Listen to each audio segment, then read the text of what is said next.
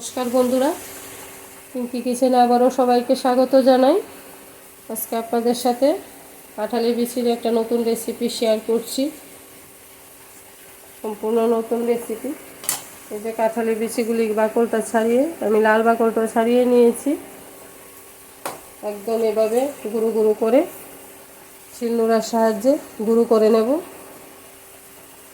একদম একদম চিকন, যত গুঁড়ো হবে এটা টেস্ট তত লাগবে। আর চাল কুমড়োর পাতা নিয়েছি বড়া বানানোর জন্য। পাতাগুলিকে ভালো করে ধুয়ে নিয়েছি। এখন এগুলিকে একটু নুন মাখিয়ে রাখলে পাতাগুলি একদম নরম হয়ে যাবে।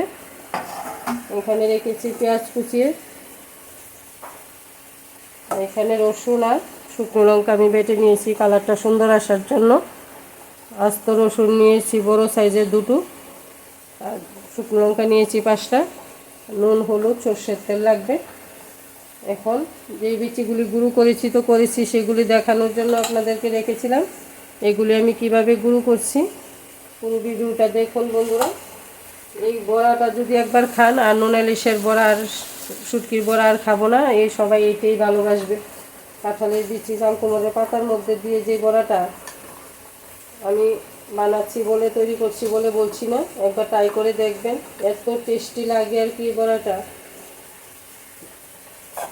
শিলনোড়ার মধ্যে গুঁড়ো করলে কি হয়, এদিক ওদিক নড়ে ছিটে পড়ে। এই জন্য আমি একটা প্যাকেট নিয়েছি, প্যাকেটের মধ্যে রেখে নোড়াটার সাহায্যে এইভাবে গুঁড়ো করে নেব। তাতে কি হবে, কোনো দিকে আর যাওয়ার চান্স নেই।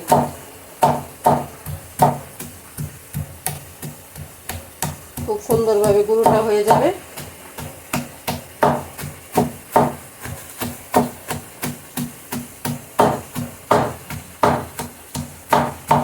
পুরো ভিডিওটা দেখেন বন্ধুরা কিভাবে তৈরি করছি।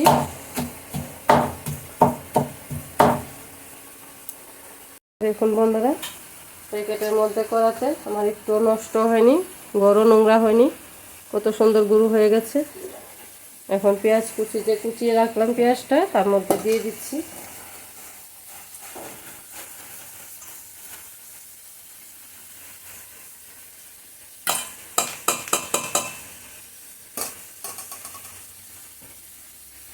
সবগুলি উপকরণ একসাথে দিয়ে মেখে নিচ্ছি। দিয়ে দেবো অল্প একটু গোলমরিচের গুঁড়ো,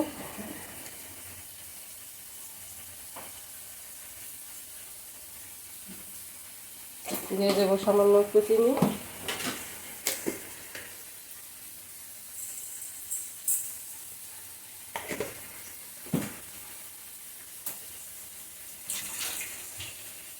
দিয়ে দেবো হলুদের গুঁড়ো,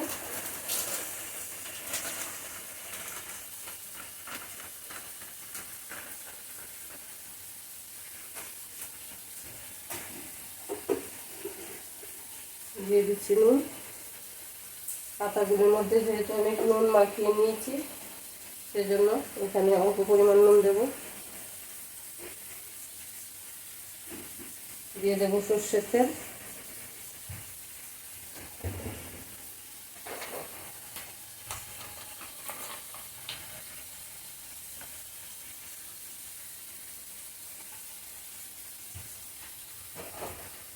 এক চামচের মতো সর্ষের তেল লাগবে, যেহেতু আমি সর্ষের তেলে বড়াগুলি ভাজবো তার জন্য বেশি নিলাম না।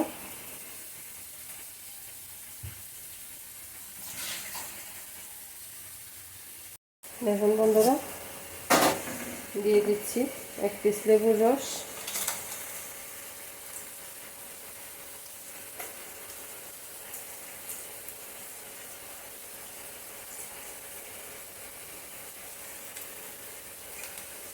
দিয়ে দিচ্ছি এখানে শুকনো লঙ্কা রসুন বাটাটা। এই সবগুলি ভালো করে মেখে তারপর আসছে কীভাবে পাতাটার মধ্যে ঢুকিয়ে নিই দেখাবো।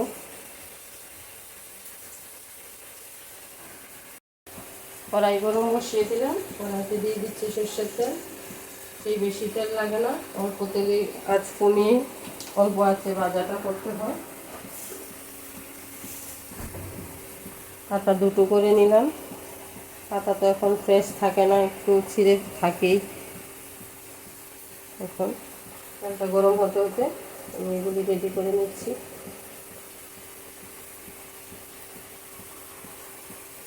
আমরা তো কাঁঠালের বিচির ভর্তা অনেক খেয়েছি, সবজি খেয়েছি। এই বড়াটা প্লিজ বন্ধুরা একদিন ট্রাই করে দেখতে পারেন। আশা করি সবারই ভালো লাগবে। আমি বললাম তো খুবই টেস্টি বড়াটা।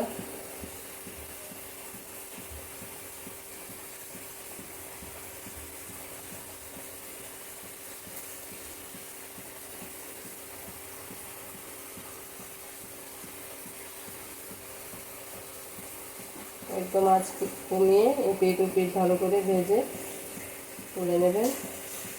তারপর দেখবেন খাওয়ার সময় আর কোনো সবজি নিতেই যদি ঠিকঠাকভাবে বড়াটা হয় কোনো সবজি নেওয়ার দরকারই পড়ে না।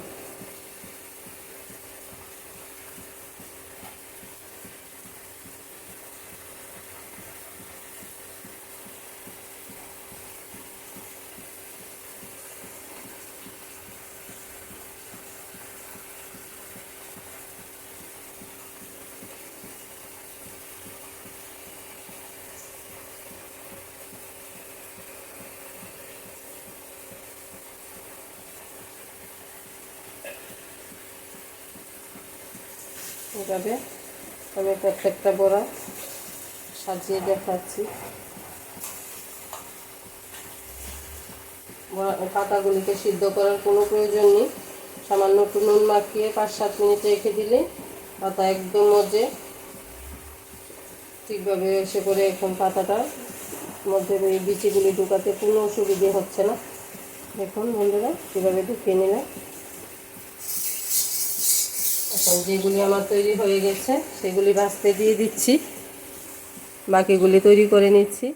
এই দেখুন বন্ধুরা কাঁঠালের বিচির বড়া একদম তৈরি, খুবই টেস্টি। দেখুন বড়াগুলি এক ফুটো ভাঙিনি, মচমচ করছে। এই দেখুন ভেতরটা কত সুন্দর। আজকে এই কাঁঠালের বিচির বড়া ট্রাই করলে আর কোনোদিন নুন ইলিশের বড়া মুখে দেবেন না, এত টেস্টি একটা বড়া এটা। কাঁঠালের বিচি দিয়ে আমরা অনেক আইটেম খেয়ে থাকি, তাহলে বন্ধুরা একদিন এইটাও ট্রাই করে দেখুন। যদি ভালো লেগে থাকে আমার এই রান্নাগুলি লাইক শেয়ার কমেন্ট করবেন, কমেন্টের মাধ্যমে জানবো কীরকম হয়েছে খেতে। আর আমার চ্যানেলটাকে প্লিজ সাবস্ক্রাইব করে আমার পাশে থাকবেন, আর ফেসবুক পেজটাকে ফলো করবেন, আমার চ্যানেল ফেসবুকে দেওয়া আছে। তাহলে আজকের মতো ভিডিওটা এখানে শেষ করি। ধন্যবাদ সবাইকে, ভালো থাকবেন, সুস্থ থাকবেন। পরের কোনো রেসিপির সাথে আবার দেখা হচ্ছে। গরম গরম ভাতের সাথে কিন্তু এই বড়াগুলি খুব ভালো লাগবে খেতে। রাখি, আজকের ভিডিও এখানে শেষ করছি।